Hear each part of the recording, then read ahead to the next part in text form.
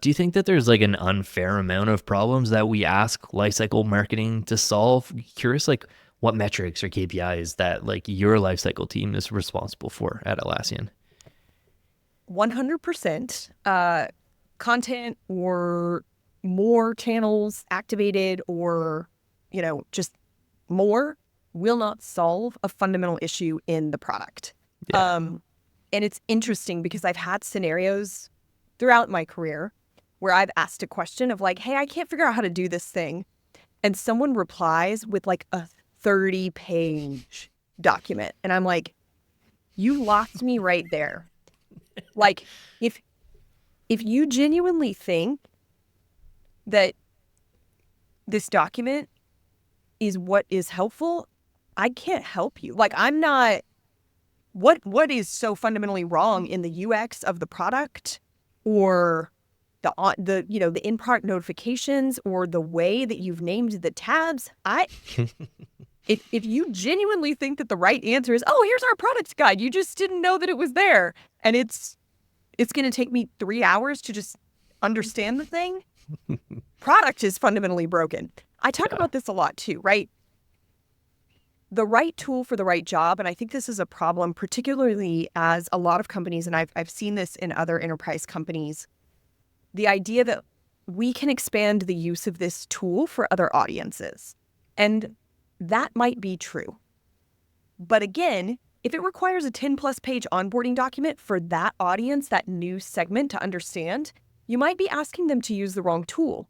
We don't ask developers to write code in Word documents. We don't ask graphic designers to design things in Microsoft Paint. So maybe it's not that designers are incapable or coders are incapable. Maybe it's that we should give them proper coding environments or, Adobe Illustrator or Photoshop tools, right? So that's the first thing. From an overall mindset standpoint, there are certain problems that actually belong with different disciplines. And I think that UI, UX, content design in terms of the pop-ups and the notifications and the naming within the product makes a huge difference. That's the first thing from a mindset standpoint. That obviously then leads to metrics. I see this a lot where churn metrics tend to be a core metric for product marketers. We need to reduce churn. And so they then go to their lifecycle counterparts and say, can we add more emails to the onboarding flow? We can, but if people are not opening the first email in the onboarding flow, adding a 10th email in the onboarding flow is not the problem. That is not the thing that's going to solve churn, right? So again, understanding that entire life cycle, again, the word, it's got this self-referential definition here, right? But the other big thing that I think product marketing and product can help from a life cycle standpoint is if there's certain actions that make a customer more sticky, right? So for example, in Jira, we know that if you create a project or your first ticket, right, you're a lot more likely to come back into the product to see how that ticket is going. If you never create a project or you never file a ticket, it's going to be really hard for us to get you back in, right? So from an onboarding standpoint, let's look at how do we increase the number of people who create a project. We also know if you invite other people to collaborate on that project, people are a lot more likely to come back, right? If I'm like, oh, me and Phil are working on this and Phil wants to know the status, cool.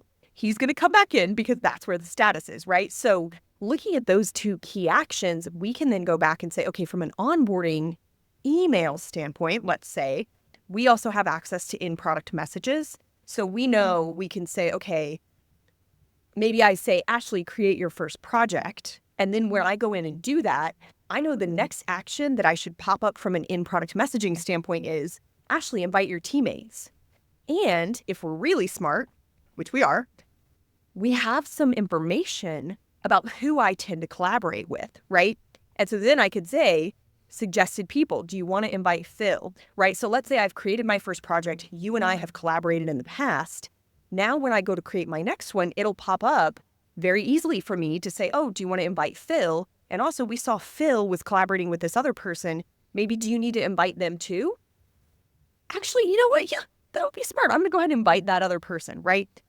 So when you look at all of that, that can lead to metrics around open rates for the onboarding, click-through rates for the onboarding, click-through rates for the IPM, or, actions in the IPM to say, like, did they actually do this? But it's really hard to then correlate that to, well, the lifetime value of Ashley's account has now increased by $20, right? Like, but I'm stickier. You know that it contributes to reduced churn. So we also have user limits. So that's basically, some teams have feature gates. Others have basically user limits as the trigger for upgrading to the next tier of the product. So for us, it's free for up to 10 users. So I know, again, as both a lifecycle marketer and a product marketer, if I can get that 11th user, it triggers that update for them to have to upgrade to a standard edition of the product. They start paying me. So is it the 11th user that actually, like, if I can get you to click that IPM that makes you invite the 11th user, is that the moment where I, as a lifecycle marketer, have like increased the lifetime value of the account? Or is that when I, as a product marketer, have like done my pricing and packaging work correctly, and we found out that 10 is the magic number, right? Versus 15 or 20. And then from a content perspective, let's say at the 10th user, I now say, hey, it seems like this team is getting kind of big. Do you maybe want to do a free trial or test out or see some experiences for bigger teams? How do you manage that many people? And then that actually comes in another something, newsletter or blog post about, Dunbar's number, let's say, right? Like this is a concept that systems and processes start to kind of break at these key group sizes. And so I know as a content marketer, like Dunbar's number, things start to break at that 10-person mark. I think it's 5, 10, 25, 50, 100, and then up from there, right? And like, you know this intuitively. It's a lot easier to coordinate with just you and your spouse. But if you have kids, now you've got a family of 5, like it's get real complicated, right? So now as a marketer, I see, this person now has their 11th user. I'm starting to see they're adding more users. So I'm going to send them a blog post basically talking about Dunbar's number and how things start to break. And oh, by the way, actually maybe Jira Premium would be the right thing, because now you can start to manage teams of teams. You can have cross-functional planning pages, right? So is that when I, as a content marketer, increase the lifetime value of the customer account, right?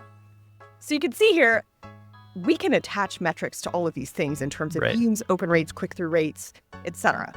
But the idea that one of us really was the one that influenced the revenue, really, I want to push back on that idea.